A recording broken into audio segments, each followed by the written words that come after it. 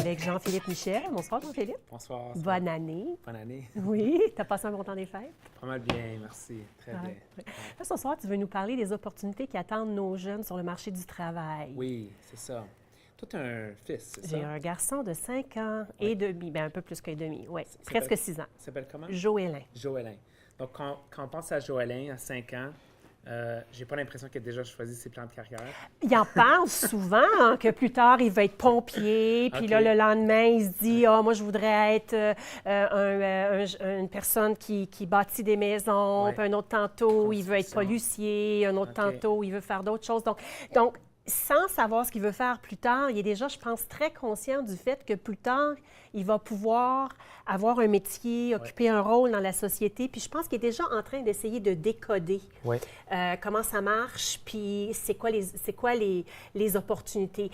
Je pense que là, en ce moment, ce qui est plus évident pour lui, c'est les choses plus faciles à voir, les choses Oui. plus concrètes. C'est là. ça. Tu sais, on ne parle pas de dire « Ah, moi, un jour, je vais être quelqu'un malgré qu'on a parlé de l'invention récemment. L'invention. Oui, parce C'est un bon que sujet, ça. oui, c'est ça, parce qu'il me disait, on parlait de quelque chose, mais j'ai dit oui, mais Joëlin, j'ai dit avant que quelqu'un l'invente, cette chose-là, ça n'existait pas. OK. Puis là, j'ai vu dans sa tête que, oh, donc si je pourrais inventer des choses, tu sais, Oui. donc si je vois qu'il y a quelque chose qui manque, donc je trouve ça fascinant.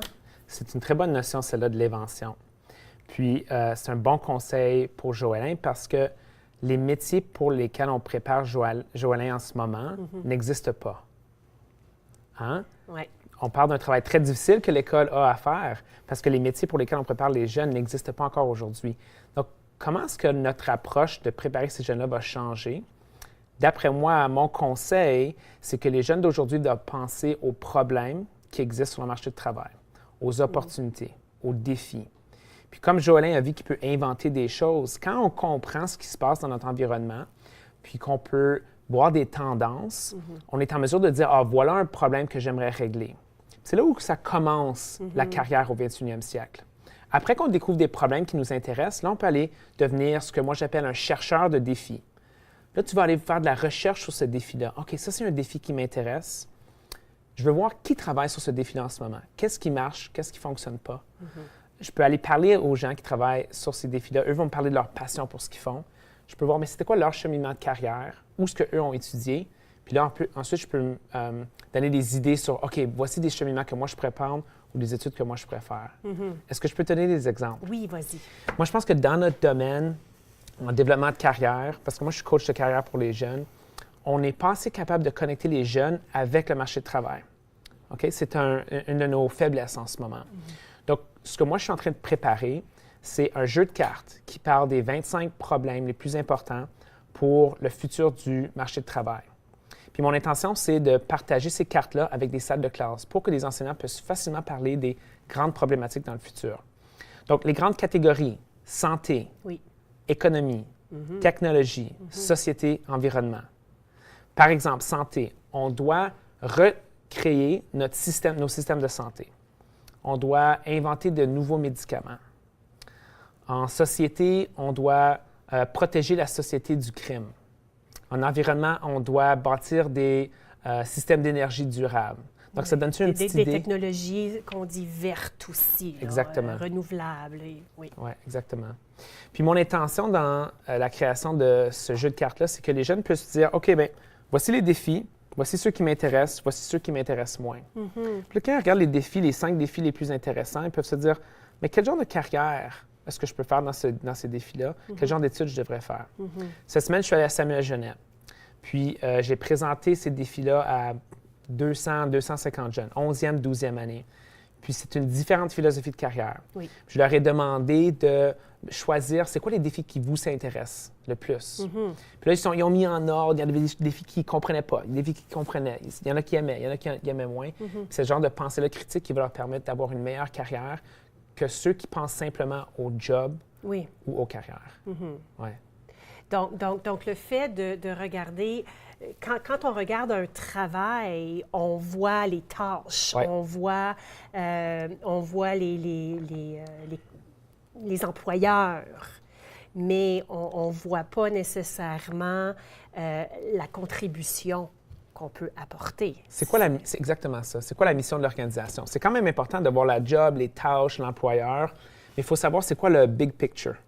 C'est quoi la mission de l'organisation? Quel genre de problème est-ce que l'organisation veut régler? Puis nous, comme adultes, on doit s'améliorer. Oui. On doit être capable de communiquer les problématiques sur lesquelles on travaille pour un jeune qui a 5 ans, 10 ans, 15 ans. Donc, une fois que Joëlin me dit « Ah, ça veut dire que je peux inventer des choses », puis qu'il s'en va jouer avec ses blocs Lego et qu'il invente quelque chose, puis que là, il me décrit sa machine.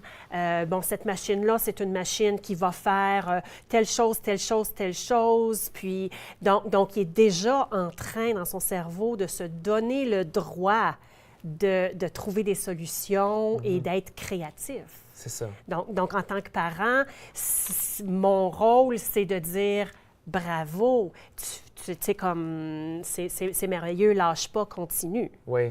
Puis c'est aussi de créer, c'est des belles choses à encourager comme parent, c'est aussi de créer la mentalité que tout ce qui est dans le monde autour de moi a été créé par des gens. Oui. Qui sont pas nécessairement plus intelligents que d'autres gens, mais qu'eux ont eu une vision puis ont voulu être soit entrepreneurs ou soit inventer quelque chose, puis que, comme jeune, lui aussi peut commencer à avoir des idées, essayer ses idées. Dans ces essais-là va venir la faillite. Mais c'est très beau, la faillite, pour la carrière. C'est très important. Puis c'est difficile d'encourager la faillite dans les écoles aujourd'hui, ce qui empêche les jeunes d'avoir leur plein développement. Parce que dans leur carrière, ils vont avoir besoin de faillir. C'est une belle chose de faillir parce que quand on faillit, on apprend. Quand on faillit, on se développe. C'est une opportunité de pouvoir s'améliorer puis de pouvoir figurer comment on peut aller vers la prochaine étape, finalement, et comment on peut apprendre. C'est une opportunité d'apprentissage, exactement. Finalement. Ça, c'est une belle chose pour que les parents encouragent. L'autre chose, c'est l'initiative, l'indépendance. Parce que les jeunes doivent si bien réussir aujourd'hui à l'école, certains parents pourraient avoir le goût de vouloir en faire plus pour leurs jeunes, de les aider dans leurs devoirs, d'avoir un rôle très actif dans leur organisation, par exemple. C'est dommage parce que les jeunes doivent développer ces habiletés-là d'indépendance. Quand ils arrivent à l'université, c'est à eux de réussir. Quand ils arrivent sur le marché de travail, c'est à eux. Puis les carrières du futur vont avoir beaucoup plus de flexibilité, de changement, vont demander beaucoup plus d'indépendance. Donc, si un jeune n'a pas ces expériences-là formatives, d'indépendance, d'initiative quand ils sont jeunes, ça va être difficile pour eux dans leur futur. Auparavant, dans les carrières, on commençait une organisation, on pouvait travailler là 25 ans, 35 ans. Oui. Maintenant, on va avoir un portfolio de projets. On va travailler sur plusieurs différents défis. Ça va demander du choix, de la pensée critique, puis comme je dis, l'indépendance. Donc, c'est bon de l'encourager très tôt. Donc, ça, c'est le marché du travail qui attend nos jeunes. Oui. Mais est-ce que tu vois déjà que ce marché du travail-là existe en ce moment? Je pense que oui. Les meilleurs employés aujourd'hui comprennent les problématiques sur lesquelles ils travaillent. Ils peuvent résumer non seulement leur job immédiatement, mais c'est quoi les buts de leur département? C'est quoi le but de cette branche-là d'organisation? C'est quoi le but de l'organisation? Qu'est-ce que d'autres compétiteurs font? C'est eux qui sont capables de mieux comprendre. Puis ça nous donne un sens à notre travail aussi de comprendre l'impact qu'on devrait avoir. Où est-ce qu'on se situe dans l'ensemble? Puis quel est le rôle qu'on joue dans tout ça? C'est valorisant comme approche, je trouve. Oui. Merci beaucoup, Jean-Philippe. Ça me fait plaisir. Restez là. Après la pause, je suis avec Cassia Jean qui vient nous parler des événements à venir pour le 150e du Canada.